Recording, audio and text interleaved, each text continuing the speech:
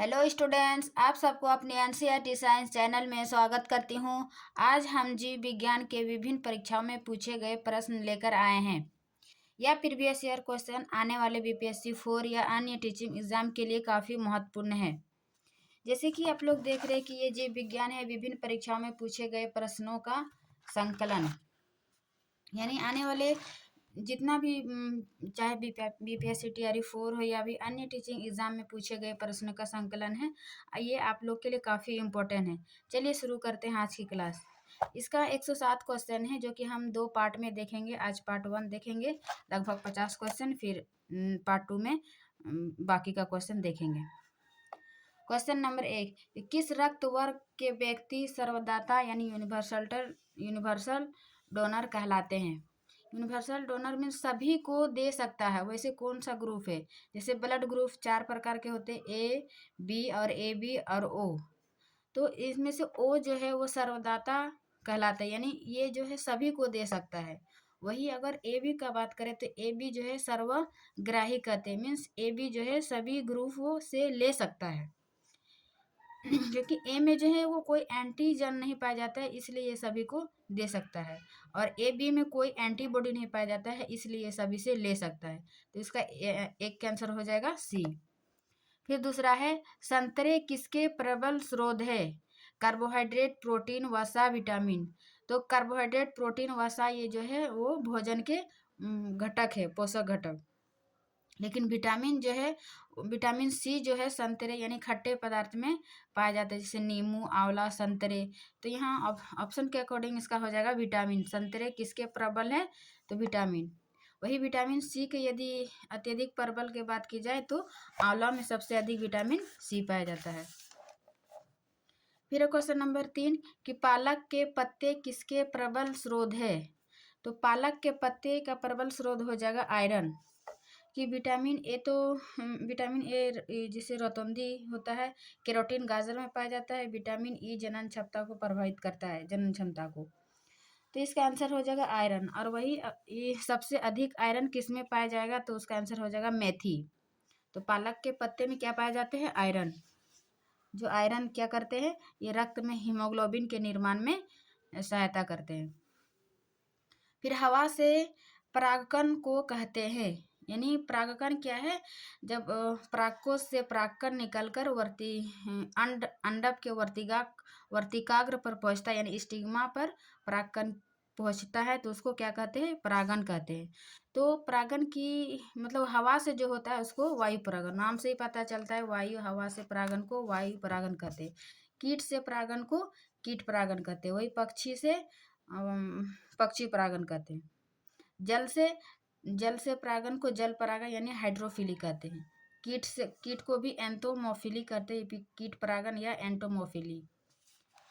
तो इस प्रकार हवा से परागन को वायु परागन कहते हैं। फिर है 5 नंबर, निम्नलिखित में से कौन सा युग्म सही सुमेलित नहीं है? इनमें से बताना है कि कौन सा सही सुमेलित नहीं है।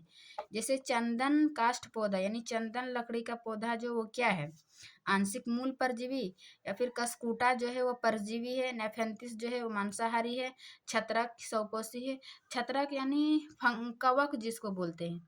तो ये कवक में चूंकि क्लोरोप्लास्ट नहीं होता, ये सेप्रोफाइटिक होता है, तो ये सौपोषी नहीं होगा। ये इसका मृतजीवी या परपोषी या परजीवी तीनों पाए जाते हैं। क्योंकि ये फंगस जो है यानी कवक जो है ये सड़े गड़े पदार्थ से अपने भोजन प्राप्त करते हैं, इसलिए इसको सेप्रोफाइटिक यानी मृतोपजीवी या परपोषी या परजीवी कहते हैं। तो इसका सही आंसर यही हो जाएगा, छत्रक स्वपोषी नहीं है, या विषमपोषी है, या सेप्रोफाइटिक है। नेफेंथिस जो है कि नेफेंथिस का पत्ता जो है वो घड़ा का रूप ले लेता है और वो कीड़े मकोड़े को अपने ओर फंसा लेता है। तो इस प्रकार ये नेफेंथिस का पौधा जो है वो मांसाहारी कहलाता है। कसकूटा परजीवी ये क्या है? ये अपना भोजन स्वयं नहीं बनाते, ये दूसरे पर निर्भर करता है। कसकूटा मतलब पेड़ों पर, तो इसका हो जाएगा परजीवी, ये सही है। और चंदन काष्ठ पौधा ये आंशिक मूल परजीवी है। तो इस प्रकार इसका सही 3 A B C हो जाएगा, जबकि गलत D हो जाएगा। फिर ये कौन सा विटामिन रक्त का धक्का बनने के लिए आवश्यक है? तो इसका रक्त का धक्का बनने के लिए आवश्यक हो जाएगा विटामिन के। विटामिन के जो है हमारे लीवर में एक फाइब्रिनोजेन नामक प्रोटीन का उत्पादन होता है जो रक्त के धब्बा बनाने में मदद करता है विटामिन के को।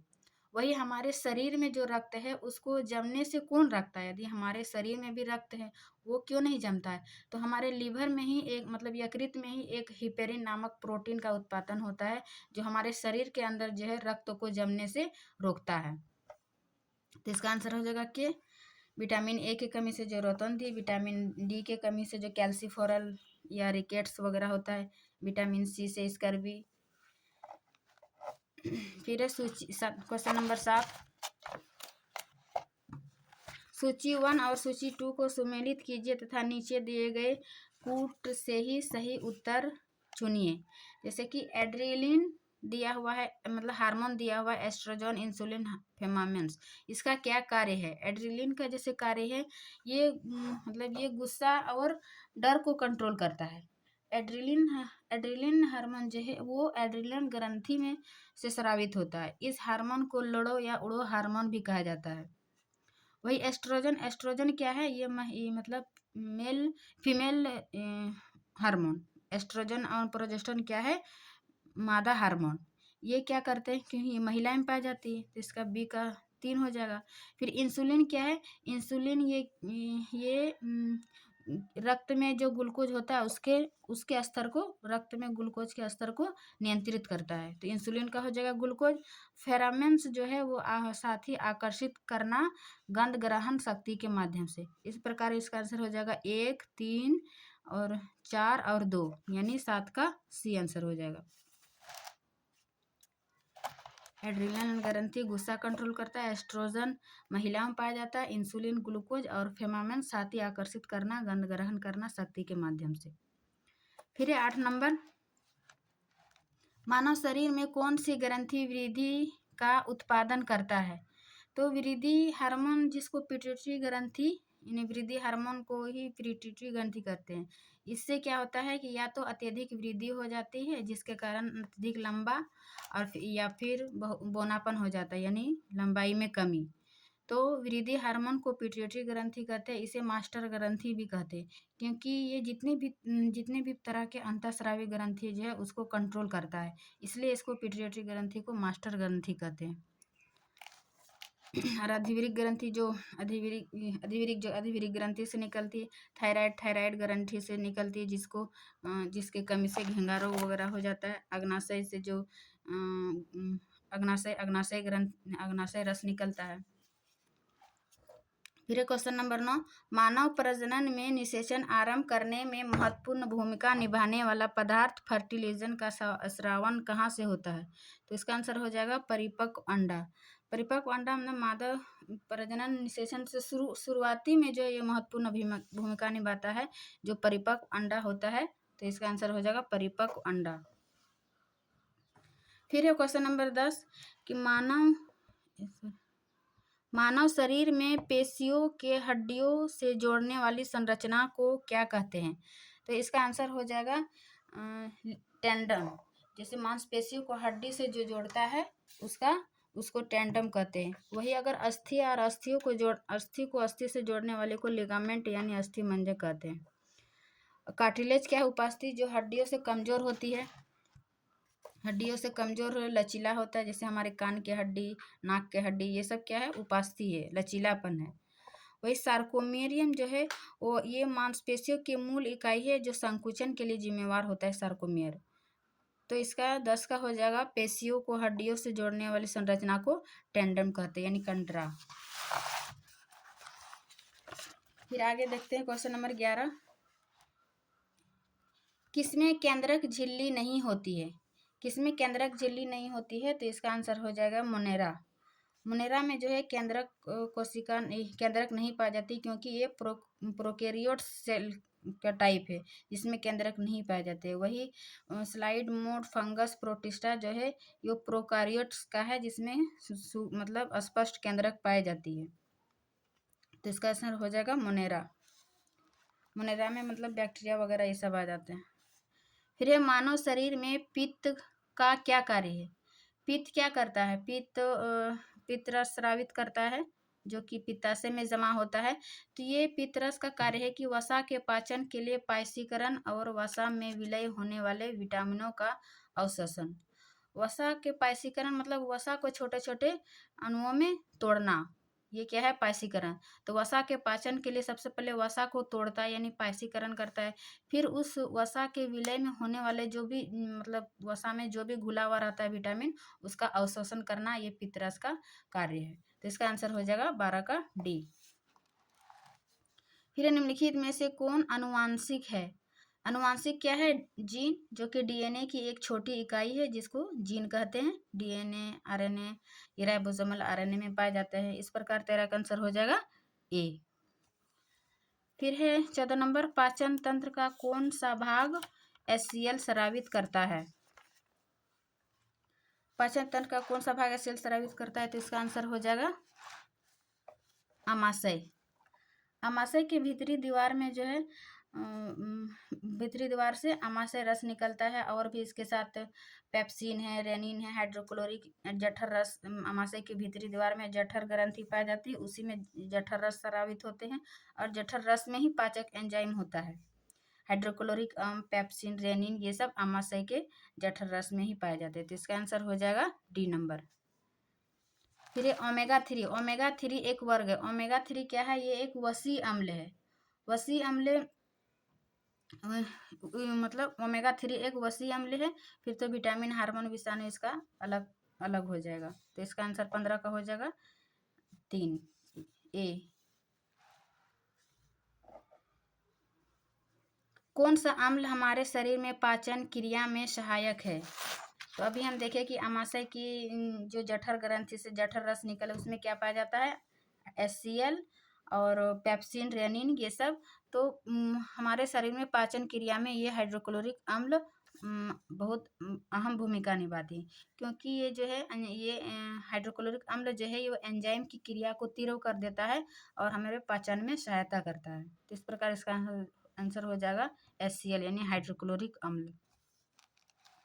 फिर ये मानव के पाचन तंत्र में पाचन की प्रक्रिया कहाँ से शुरू होती है? मानव के पाचन तंत्र में पाचन की क्रिया मुख से ही प्रारंभ होती है। जब भी हम भोजन को अंतर्ग्रहण करते हैं तो जैसे कार्बोहाइड्रेट का पाचन हमारे मुख से ही शुरू हो जाती है, लेकिन सभी पाचन का अंत जो है वो छोटी आंत में होती है। तो इसका आंसर हो जाएगा मुख। और पाचन तंत्र में जो है वो संपूर्ण 4 अवस्थाओं से गुजरता है। सबसे पहले हम जैसे कि अंतग्रहण, भोजन को अंतग्रहण किए, उसके बाद फिर पाचन शुरू हो जाता है। फिर है अवशोषण, जो भी पाचन किया उसको क्या होता है? अवशोषण करते हैं। उसके बाद स्वांगीकरण होता है। स्वांगीकरण में क्या होता है? जो भी अवशोषित भोजन है उसको शरीर मतलब शरीर में उपयोग में लाया जाना, यही स्वांगीकरण कहलाता है। उसके बाद लास्ट में आता है मल परित्याग। तो इस प्रकार पाचन तंत्र में 5 अवस्थाओं से गुजरता है, जिसमें पहली अवस्था है मुखगुहिका, जो इसी में कार्बोहाइड्रेट के पाचन शुरू हो जाता है। फिर है आगे ट्राइग्लिसराइड क्या है? ट्राइग्लिसराइड ये भी एक क्या है? वसा है। ओमेगा 3 और ट्राइग्लिसराइड याद रखिएगा, ये दोनों क्या है? वसा। फिर है शरीर का तापक्रम नियंत्रित करता है। शरीर का तापक्रम कौन नियंत्रित करता है? जैसे कि हम मस्तिष्क वाले पार्ट में कौन सा इसी लेक्चर में मतलब इससे पीछे वाले लेक्चर में मस्तिष्क का डिटेल पढ़ाए थे। मस्तिष्क 3 भागों में बांटते हैं, अग्र मस्तिष्क, मध्य मस्तिष्क और पश्चिम मस्तिष्क। तो ये हाइपोथैलेमस जो है ये ताप नियंत्रित करता है, शरीर के ताप को नियंत्रित करता है, भूख, प्यास, ताप, ये सब हाइपोथैलेमस। मेडुला का क्या कार्य है? अनैच्छिक क्रियाओं का, जैसे कि श्वसन क्रिया, हृदय, ये सभी जो अनैच्छिक क्रिया जितना भी हमारे शरीर के अंदर होता है, ये मेडुला का कार्य है, पश्च मस्तिष्क का है। और ये सेरेबेलम जो है ये शरीर को संतुलित करता है।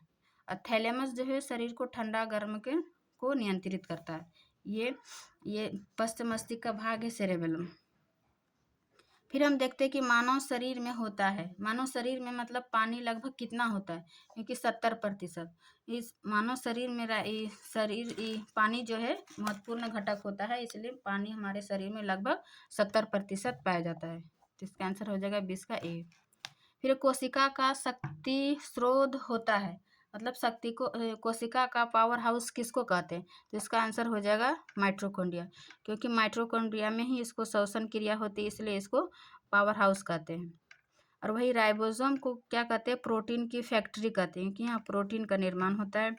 कोशिका भित्ति तो प्लांट सेल में पाया जाता है, न्यूक्लियस में तो सेल के अंदर न्यूक्लियस पाया जाता है। तो इस प्रकार किसका आंसर हो जाएगा बी। फिर है 22 नंबर, इनमें से कौन पादप वृद्धि हार्मोन नहीं है। देखिए ये चारों ऑप्शन पादप हार्मोन है, ऑक्सिन, जिबरेलिन, साइटोकाइनिन और एब्सिसिक। तो इनमें से बोल रहा है कि कौन सा पादप वृद्धि हार्मोन नहीं है। तो जो ऑक्सिन है, ये ऑक्सिन कोशिकाओं की लंबाई में वृद्धि करते हैं, और वही साइटोकाइनिन जो है वो कोशिका के विभाजन में सहायक होता है, और जिब्रेलिन जो है वो तने की लंबाई में वृद्धि करता है। इस प्रकार देखिए कि मतलब लंबाई में वृद्धि एक प्रकार से तीनों करता है, लेकिन एब्सिसिक एसिड जो है ये लंबाई में वृद्धि नहीं करता है, बल्कि ये जो पत्तियां वगैरह मुरझा जाता है, तो ये एब्सिसिक एसिड के कारण ही पत्तियां वगैरह मुरझा जाता है। तो इसका आंसर हो जाएगा डी। फिर हम आगे देखते हैं 23।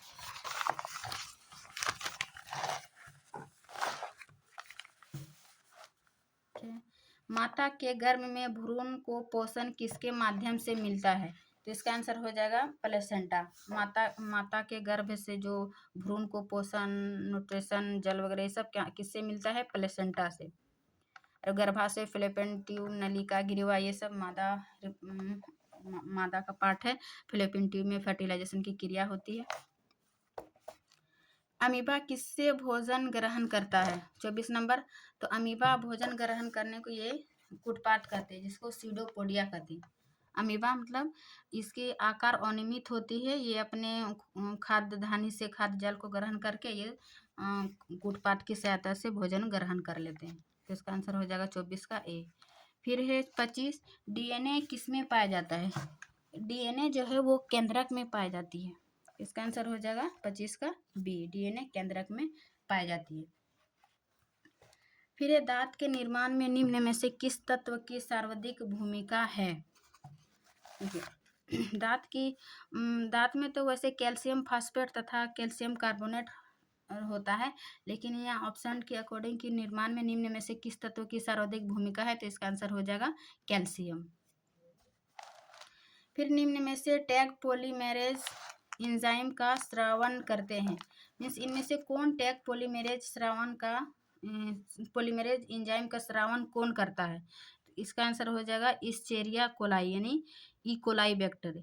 यह क्या करते हैं, ये पॉलीमेरेज जो है अधिकतर मतलब पीसीआर मतलब पॉली चेन रिएक्शन, इसको मतलब पीसीआर में उपयोग किया जाता है। इसमें ई कोली बैक्टीरिया जो है ये हमारे आंतों में पाए जाते हैं, तो इसको टैग पॉलीमेरेज एंजाइम का स्रावन करते हैं ये ई कोलाई बैक्टीरिया। तो इसका आंसर हो जाएगा 27 का ए। फिर वही 28 का क्या है कि मानव के शरीर की कौन सी धमनी ऑक्सीजन रहित रक्त ले जाती है। मीन्स ऑक्सीजन रहित रक्त यानी अशुद्ध रक्त कौन ले जाती है। तो धमनी जो है वो हमारे शरीर को शुद्ध रक्त प्रवाह करता है, और शिरा जो है अशुद्ध रक्त को प्रवाह करता है। तो वही एक आंसर हो जाएगा कि धमनी अगर पूछेगा तो शुद्ध रक्त, वही फुसफुस यदि धमनी हो जाएगा तो अशुद्ध रक्त यानी ऑक्सीजन रहित युक्त, यानी कार्बन डाइऑक्साइड। ऑक्सीजन जिसमें नहीं रहता है उसको, उसमें कार्बन डाइऑक्साइड रहता है, और उसको अशुद्ध रक्त कहते हैं। तो इसका आंसर हो जाएगा सी, फुसफुस धमनी में जो है क्या बोलते हैं, अशुद्ध रक्त पाया जाता है, जबकि धमनी में शुद्ध रक्त पाया जाता है। इसको याद रखिएगा अच्छा से। फिर वही सीरा अगर आएगा तो सीरा में अशुद्ध रक्त प्रभावित होता है, लेकिन फुसफुस सीरा जो आ जाएगा इसका अपवाद में, तो इसका में शुद्ध रक्त आता है। इस प्रकार 28 का हो जाएगा सी। फिर आहार नाल की सबसे बाहरी परत कहलाती है कि आहार नाल की सबसे बाहरी परत सिरोसा कहलाती है, और वही आहार नाल की सबसे भीतरी परत यदि पूछेगा तो इसका आंसर हो जाएगा म्यूकोसा। सबसे बाहरी परत सिरोसा और सबसे भीतरी परत म्यूकोसा। फिर निम्नलिखित में से कौन सा फूल प्रजनन अंग नहीं है। ये फूल का प्रजनन अंग जैसे कि मादा और नर का अलग अलग था, ये वर्तिका और ये दोनों मतलब फीमेल पार्ट का था, और परागकोश के अंदर परागकण रहता है जो कि मेल पार्ट का था। लेकिन मेल और फीमेल दोनों पार्ट मिलकर फूल प्रजनन अंग का निर्माण करते हैं। लेकिन ये जो बाह्य दल हो यानी पुष्प के बाहरी चक्र में पाया जाता है, जो हरे रंग का होता है और ये क्लोरोफिल की क्रिया करता है। तो ये बाह्यदल जो है ये प्रजनन अंग के लिए सहायक नहीं है, जबकि वर्तिकाग्र और वर्तिका और प्राकोष तीनों प्रजनन अंग में महत्वपूर्ण भूमिका निभाता है। तो इस प्रकार डी का हो जाएगा 30 नंबर का हो जाएगा डी। फिर है 31 नंबर की, निम्नलिखित में से कौन सा मादा प्रजनन तंत्र का भाग नहीं है। देखिए मादा और क्या बोलता है नर। तो मादा का प्रजनन होंगे अंडाशय, गर्भाशय, फैलोपियन ट्यूब, जो कि फैलोपियन ट्यूब में क्या होता है फर्टिलाइजेशन की क्रिया होती है। ये शुक्र वाहिका जो है ये मेल पार्ट है ना, ये मेल रिप्रोडक्शन का पार्ट है। तो इसका आंसर यही हो जाएगा 31 का सी, जो कि यहाँ मादा प्रजनन तंत्र का भाग नहीं पूछा है। फिर है वही 32 नंबर कि मनुष्य के शरीर के किस अंग यानी ग्रंथि से वृद्धि हार्मोन स्रावित होता है। तो इसका आंसर हो जाएगा पीयूष ग्रंथि। अभी हम देखें एक क्वेश्चन कि वृद्धि हार्मोन जो है वृद्धि हार्मोन किसको कहते हैं। तो इसका आंसर हो जाएगा पीयूष ग्रंथि को, जिसे मास्टर ग्रंथि भी कहते हैं। इससे मनुष्य की अत्यधिक वृद्धि हो जाती है या फिर बोनापन आ जाती है। इसका आंसर हो जाएगा 32 का ए नंबर। फिर 33 नंबर कि ब्रेड मोल्ड या राइजोपस में जनन होता है, यानी ब्रेड मोल्ड या राइजोपस में जनन किस प्रकार के होता है। ये अलैंगिक जनन की विधि है। तो इसका आंसर हो जाएगा बीजाणु गठन द्वारा, यानी स्पोर द्वारा राइबोसोम में क्या बोलते हैं अलैंगिक जनन होता है।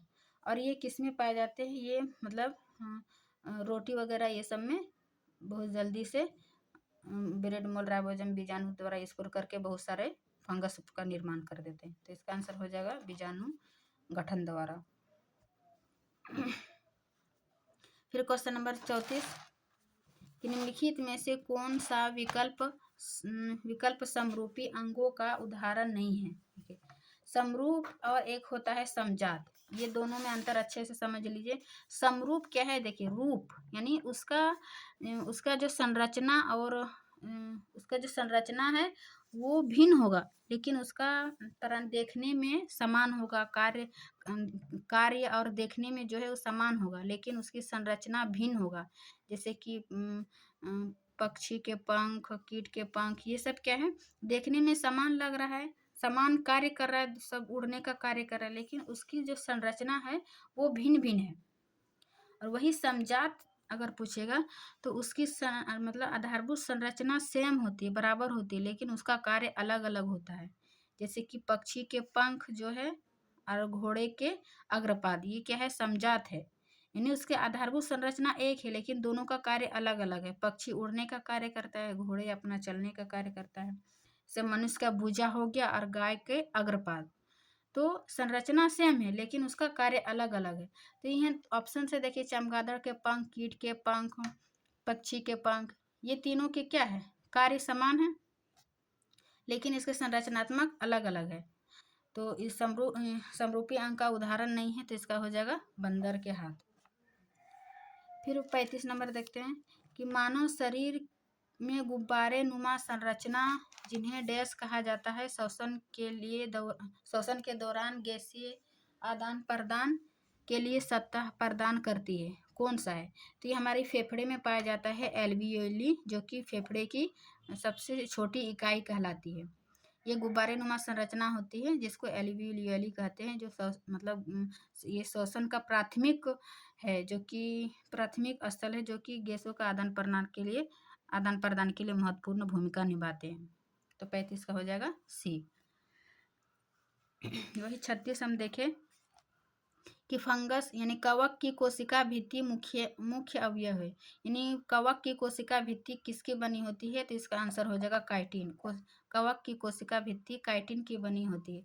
वही सेलुलोज की बात किया जाए तो प्लांट का सेल वॉल जो है उसको सेलुलोज कहा जाता है, प्लांट के सेल को सेलुलोज। पेक्टिन क्या है, यह पेक्टिन एक प्राकृतिक गाढ़ा पदार्थ होता है जिसका उपयोग खाना बनाने में किया जाता है, जैसे कि जेली, जैम, मुरब्बा, मतलब खाना पकाने में जो उपयोग होता है पेक्टिन एक गाढ़ा पदार्थ होता है। वही लिग्निन का बात किया जाए तो ये एक जटिल कार्बनिक पदार्थ है जो पौधे की कोशिका भित्ति में पाया जाता है, और ये पौधे को मजबूती और सड़न से बचाता है, ये लिग्निन। तो इसका आंसर हो जाएगा काइटिन।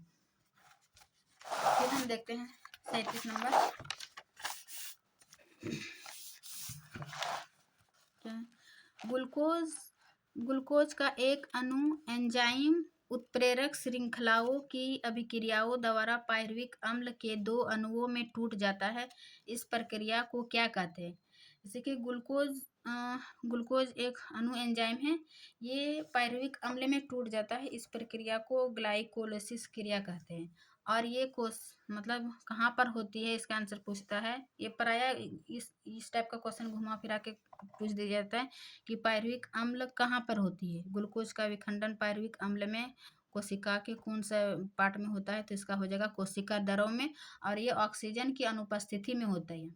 वही क्रेब्स चक्र की बात करें तो ये माइटोकॉन्ड्रिया में होता है और ऑक्सीजन की उपस्थिति में, जैसे श्वसन क्रिया। तो इसका आंसर हो जाएगा सी नंबर।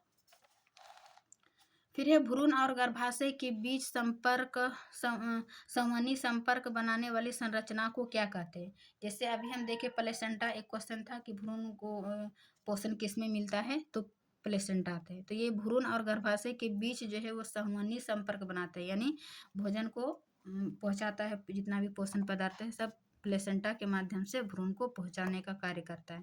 तो इसका अर्थ इसका हो जाएगा ए। फिर है न्यूक्लियस के बाहर डीएनए मिलता है। इसका क्वेश्चन का है कि न्यूक्लियस से बाहर, यानी कि न्यूक्लियस में, सेल के न्यूक्लियस में तो केंद्रक में तो डीएनए पाया ही जाता है, लेकिन इसके अलावा भी और दो में पाया जाता है, जैसे माइटोकॉन्ड्रिया और क्लोरोप्लास्ट। इसमें भी अपना खुद का डीएनए और आरएनए पाया जाता है। तो इसका आंसर यहाँ दिया हुआ है माइटोकॉन्ड्रिया, और एक हो जाएगा क्लोरोप्लास्ट जो कि प्लांट में पाया जाएगा। फिर है क्वेश्चन नंबर 40 थायमिन। थायमिन क्या है? मतलब इसका विटामिन बी का कॉम्प्लेक्स नाम है। विटामिन B1 को ही थायमिन कहते हैं। और वही विटामिन 2 का जो विटामिन 2 का वैज्ञानिक नाम हो जाएगा राइबोफ्लेविन। विटामिन सी का हो जाएगा ये विटामिन B6 का नाम हो जाएगा पायरिडॉक्सिन। और वही विटामिन B1 2 यानी 12 को साइनोकोबालामाइन कहते हैं, जो कि सभी प्रकार का इसमें आयरन संबंधित होता है। तो इस प्रकार थायमिन को विटामिन B1 को ही थायमिन कहते हैं, विटामिन B2 को राइबोफ्लेविन कहते हैं, विटामिन B6 को पायरिडॉक्सिन कहते हैं, और विटामिन 1-2 को साइनोकोबालामाइन कहते हैं। फिर है 40 नंबर कि मेंडल ने मटर पर किए अपने प्रयोग के लिए निम्न में से कौन सा लक्षण का चयन नहीं किया था? तो मेंडल ने 7 वर्षों तक 7 लक्षण का चयन किया। इनमें से पूछ रहा है कौन सा नहीं है, तो हम आपको दिखाते हैं थोड़ा सा डिटेल। देखिए मेंडल ने 7 लक्षण का क्या क्या किया था। बीजों का आकार, प्रभावी और अप्रभावी। क्या है? गोल, बीजों का आकार गोल। अप्रभावी क्या था? इसके एक झुर्रीदार बना। फिर है बीज का रंग, क्या लिया? पीला और हरा। फिर है फूलों का रंग, बैंगनी सफ़ेद। फली का आकार, फुली हुई सिकुड़ी हुई। फिर फली का रंग हरा और पीला। फिर फूल की स्थिति, अक्षीय और अंत्य। फिर तने की ऊंचाई, लंबा और बोना। तो इस प्रकार देखिए 7, 1 2 3 4 5 6 7, यानी मेंडल ने 7 लक्षण दिया था। 7 वर्षों तक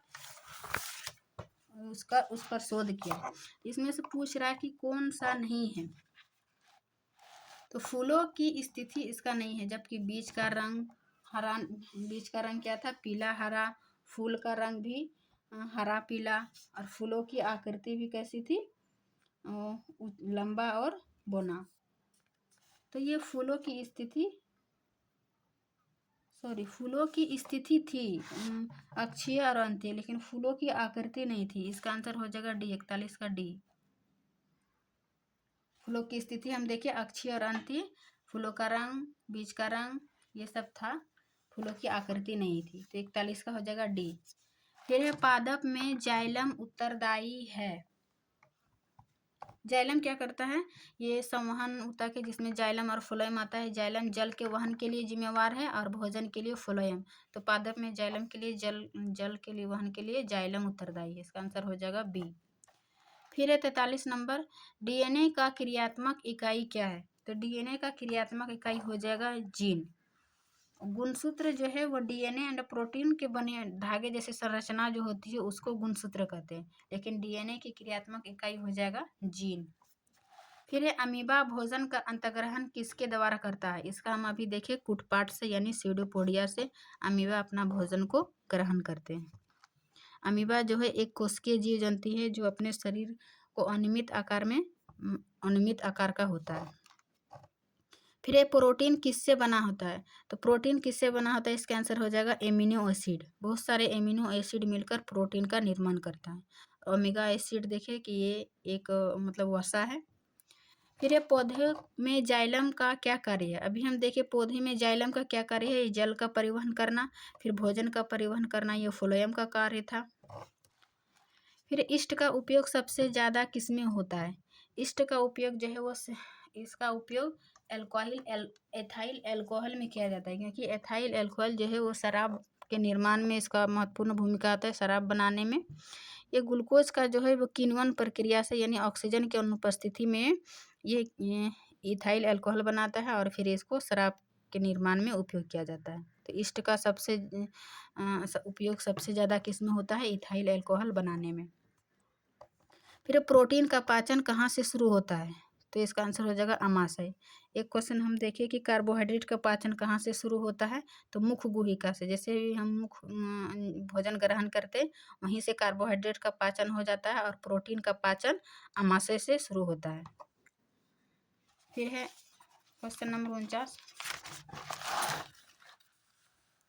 कि इडली को जिस प्रक्रिया द्वारा बनाया जाता है उसे क्या कहते हैं? इडली को जिस प्रक्रिया यानी भाप वगैरह से बनाया जाता है ना, इसको क्या कहते हैं? स्टीमिंग। ये सीटेट का क्वेश्चन है, यानी ये जो टीचिंग एग्जाम में विभिन्न सीटेट हो चाहे किसी भी एग्जाम हो टीआरई, मतलब इसमें प्रीवियस ईयर क्वेश्चन ही है। तो ये प्रीवियस ईयर क्वेश्चन आने वाले एग्जाम्स के लिए काफ़ी महत्वपूर्ण होता है, इसीलिए आप लोग ज़रूर इस वीडियो को देखिए। फिर है 50 नंबर, इनमें से एक आवश्यक एमिनो एसिड है। देखिए एमिनो एसिड को दो भागों में बांटते हैं, एक आवश्यक और अनावश्यक। तो आवश्यक एमिनो इसमें से हो जाएगा ल्यूसीन।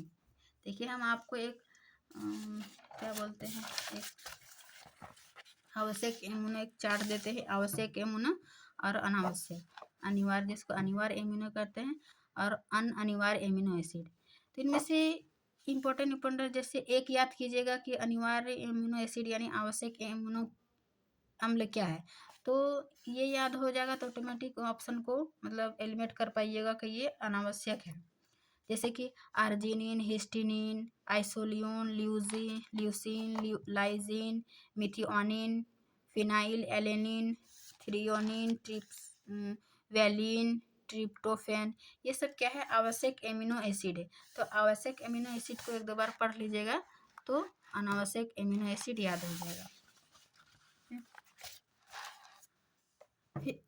फिर है कोशिका द्रव क्लोरोप्लास्ट एवं माइटोकॉन्ड्रिया का राइबोसोम क्रमशः होता है, यानी कोशिका द्रव का राइबोसोम क्या होता है? तो कोशिका द्रव में 80S टाइप का होता है, क्लोरोप्लास्ट में 70S और माइटोकॉन्ड्रिया का राइबोसोम 70S।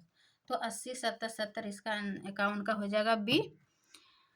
80 70 70 कोशिका द्रव क्लोरोप्लास्ट एवं माइटोकॉन्ड्रिया का राइबोसोम होता है। तो आज का क्वेश्चन हम यहीं तक रखते हैं और आगे जो बचा हुआ क्वेश्चन है हम पार्ट 2 में लेकर आएंगे। वीडियो अच्छी लगी तो लाइक एंड सब्सक्राइब ज़रूर करें और ये आप लोग ज़रूर इस सेशन को देखिएगा ताकि बीपीएससी या फिर बीपीएससी 4 या टीचिंग एग्जाम के लिए काफ़ी महत्वपूर्ण होता है। मिलते हैं नेक्स्ट क्लास में, तब तक के लिए थैंक यू।